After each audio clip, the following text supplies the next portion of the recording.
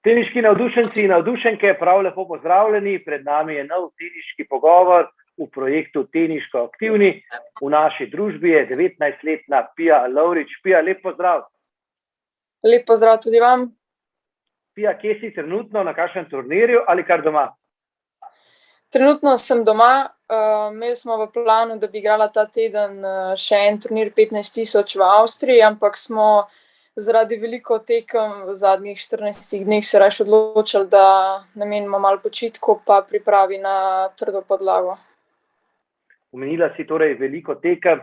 Kako si zadovoljna z dosedanjim delom sezone? Ja, jaz sem zelo zadovoljna s sedanjim delom sezone. Lahko je bilo še boljše, glede na to, da sem bila kar nekaj časa odsotna zaradi poškodbe in pa korone, ki sta me nekako omejila, da sem lahko nastopala pa sploh trenirala na polno. Omenila si torej, da si nazadnje nastopala na turnirju vrednem 15 000 ameriških dolarjev. Tu so potem še tisti nekoliko bolj vredni 25 000 ameriških dolarjev, na katerih pa je že malce težje priti s takšnim rankingom kot si ti. Kako težko je tudi psihološko tako iskati te uvrstitve, da bi prišla tja više, do 300. mesta ali še do 200. Meni to psihološko ni nič težko, da bi to dosegla, ker vem, da sem zmožna to doseči, imam igro za to, da bi lahko prišla do tja. Samo treba delati pa igrati turnirje in pol tudi pridejo uvrstitev pa rezultati. Všeč mi je ta odgovor, všeč mi je ta samozavest. Od kje jo imaš to samozavest? Prirojeno? Ja, mislim, tako vem, da z delom se lahko daleč pride, pa če verjameš v stvari. Kako pa težak pa je ta prehod iz tiste mladinske konkurence, kjer si dosegala lepe uspehe, zdaj v člansko, kjer pa je res izjemna konkurenca? Ja, je kar težko, res sploh zdaj zaradi te korone pa zaradi turnirjev. Zdaj so spet se pojavili več turnirjev, ampak ja, moraš pač delati in to je to. Na čem moraš še delati? Kaj je tisto, kar moraš morda še popraviti? Vemo, da znaš z loparjem praktično vse.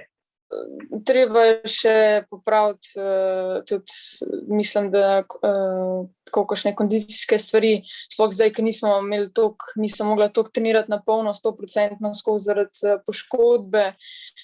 Pa smo se bali, da se ne bi spet kaj ponovili, ker se je že vmes enkrat ponovili in pol.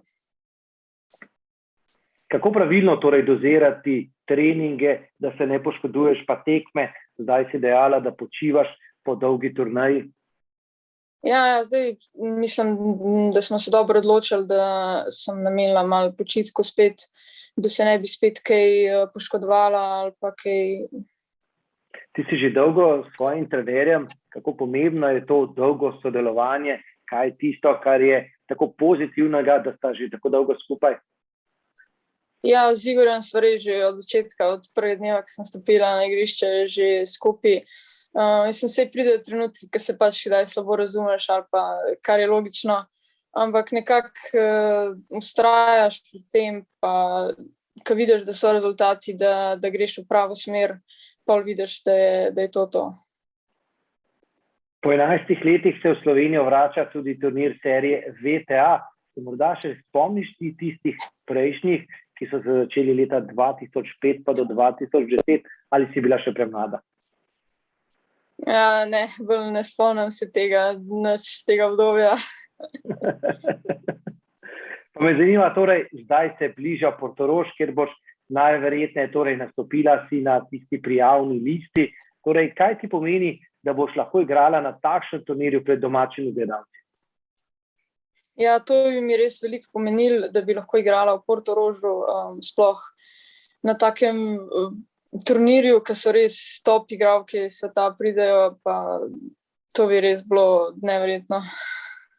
Omenila si top igralke, imaš kakšno vzornico morda med trenutnimi igralkami ali pa kakšne prejšnje generacije? Moj vzornik je bolj premoški, Rafael Nadal, nimam tako pri ženskah nobene take prav, da bi rekla, da je pa moja vzornica. Zakaj pa Rafael Nadal? Nam lahko to malce razložiš? Ja, zato, ker tako, kakor se on bori, pa tako res vse od sebe daje skozi, pa ne vem, tak, že od majhnega, njegov stil igre mi je všeč. Torej, kakšen stil igre pa ima Pija Lovrič, kako bi se opisala takole na kratko, kaj je tisto, kar krasi Pijo Lovrič? Ja, moja igra. Jaz igram agresiven tenis, rada igram agresivno, potem pa zdaj čez leta smo tudi popravili taktično, da znam tudi dvigovati žoge, pa malo tako, ne vse na polno, tudi kakšne slice, drop shot, to mi je všeč, ta igra. Ja, omenila se že prej, slišali smo, kako si samozavestna. Kakšni so torej cilji v bližnji prihodnosti? Kaj je tisto, kar bi morda želela naslednje leto, pa potem v nadaljevanju? Ja, cilji za prihodnost so seveda, da bi lahko nastopila prvo v kvalifikacijah za Grand Slam, potem više, sprav prideti med top 200, potem više, še kasneje top 100, da bi lahko skozi igrala na teh turnirjih, Grand Slamih, v glavnem turnirju. To so nekako cilji za prihodnja leta. Čutiš, da je to realno, zdaj, ko igraš z vrstnicami, pa s tistimi starejšimi, čutiš, da si zraven, da je potrebno le še nekaj in boš potem med najboljšimi? Ja, jaz čutim, pa tudi verjamem, da sem sposobna tega. Pija, najlepša hvala, da si se vzela čas in srečno torej in uresniči torej svoje sanje. Ja, hvala vam.